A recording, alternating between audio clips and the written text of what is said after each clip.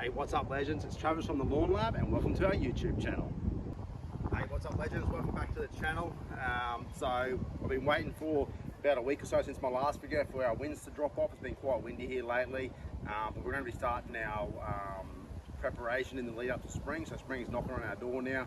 We're about 2 weeks out at the moment, so it's time to start getting things going and getting a few things moving in the right direction. So today we're going to be doing a broadleaf herbicide spray on this whole back lawn area here. We've got a lot of broadleaf weeds popping up, that sort of thing.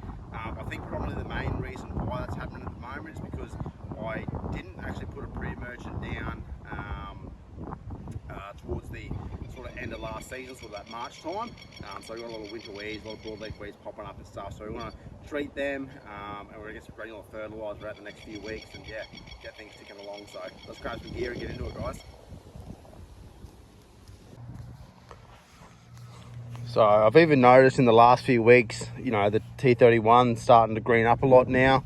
It hasn't had any fertiliser or anything like that, but it's starting to show a bit more signs of life and a bit more colour, which is nice. So, all right, I'll just show you some of these little weeds we're going to be taking care of. So we've got little broadleaf weeds like this guy here, nothing too crazy, but there's just a fair few that popped up. I've actually got a little bit of winter grass in the T31. So a little bit there, which I'm not going to worry about treating for.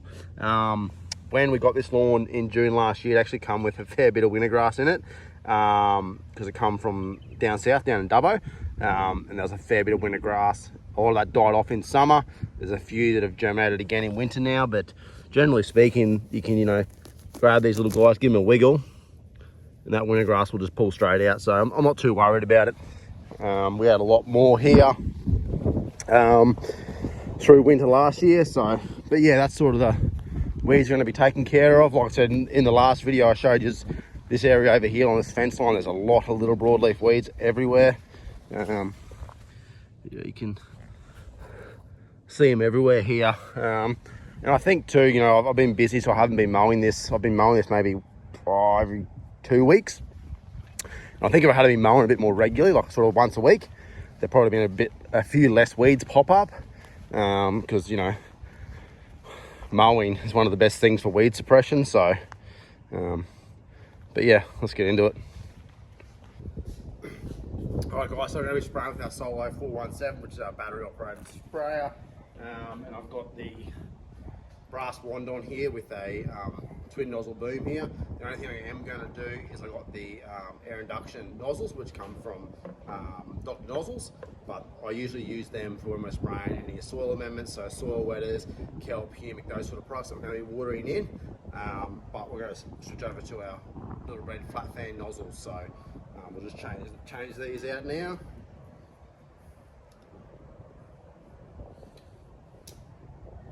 Alright guys, so I'm going to be using Stadium, which is our herbicide. So this is basically the equivalent of something like bow and arrow, which is going to be safe for pretty much all grass varieties. Your blue cooch, your green cooches, buffalo, that sort of thing, your kikuyu. Really good product. It's great for broadleaf weeds.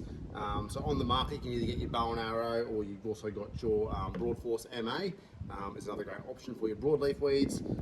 Today we won't be mixing in, but if you had any Mullumbimby cooch or nutgrass, we'd probably mix in a bit of our Halo Force, which is halosylfuran, so that'll treat your sage grasses. So, and whenever we're spraying a herbicide, we also mix in a little bit of our Winter 600, which is our surfactant. That's just going to help get the water droplets to stick to the leaf of the weed a little better and make that droplet a little bit larger in size when it sits on the leaf. So, so we're about 50 mil per 100 square meters. So we're going to mix up now here. So I think we've got about 1,400 square meters at the back here. So I won't be spraying the putting green. There's no real weeds in that. But yeah, we will be doing a blanket spray over the whole back lawn because there's just little broadleaf weeds everywhere and it's not worth spot spraying. So we'll just do a blanket spray over everywhere. That way we can take care of all those broadleaf weeds. So for any of you guys who, you know, are looking to start doing some product applications on your lawn with a backpack sprayer, my best advice is if you've got a sprayer, holds 15 litres, fill it up with 15 litres of water, measure out 100 square metres of lawn area and spray that lawn area at a nice steady walking speed with good coverage.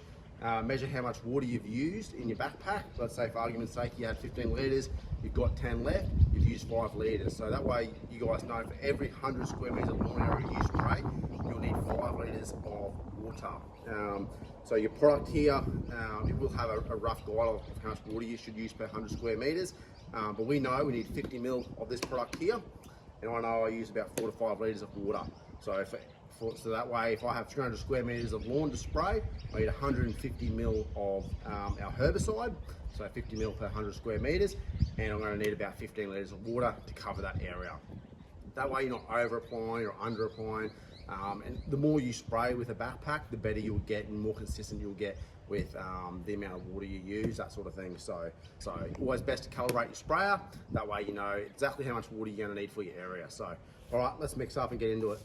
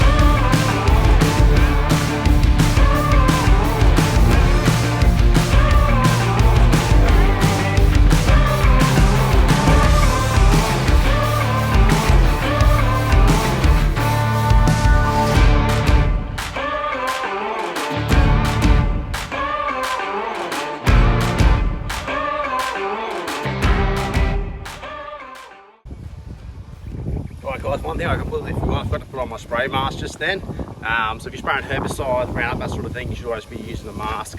I just got a bit carried away then, I've just pulled up then and when I should have put my mask on. So I'll just go the mask out, put that on, and we'll get back into it.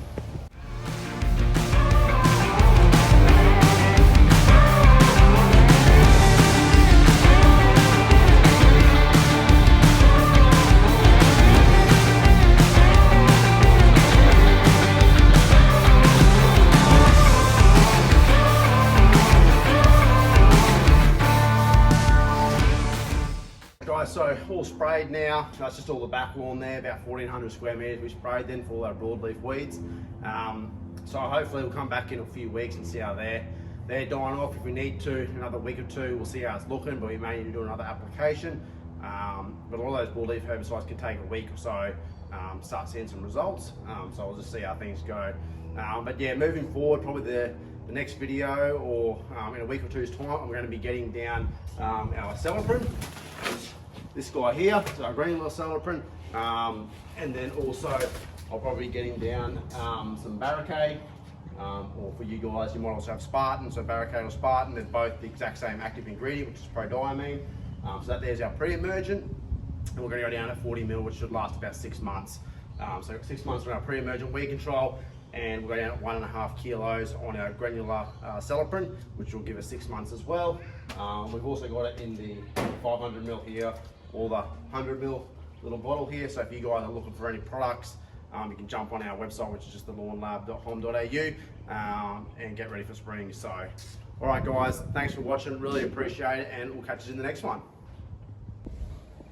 Hi guys, so I was just sitting down and actually editing this video, and I forgot to mention during the video, I wanted to let you guys know that our first renovation for the season will actually be on this area here, which is Sir Grange Zoysia. So it's been down about 13 to 14 months now. We've got a bit of spare time coming up towards the end of this month. I think it's around I'm going to say around the 24th. It's the last Monday of the month. So we're going to give this a renovation. So other than fertilizing, insect control, that sort of thing, and mowing every two or every week to 2 weeks, we haven't done anything with this Sir Grange really. It's quite thick. So we're going to take it right back. I'm going to take this back to dirt, give it a top dress. So this was laid on about 200 mil of sand, and it's established really, really well. It's a good little area for the kids after they jump out of the pool. But I do want to get it down nice and low. I'm going to say around 20 mil, and still in the most area, so it looks $1 million. But yeah, so there isn't many videos online with Renos and Sir Grange zoysia. So to be honest, I don't treat it too much differently to the cooch. Once it's when it comes to sort of renovating it. Product wise, yeah, a little bit different. It tends to not need as much input as your standard green cooch or blue cooch. But yeah, I think it'll be good for you guys out there with Sir Grange to show you how aggressive you can be with it. We do have a bit of shade just here. You know, I'd like to wait a bit later in the season, but I have some spare time. It'll be a good little spot. Do a little bit of training with the staff before we get deep into renovation season. So yeah, stay tuned for that one, about 2 weeks, guys.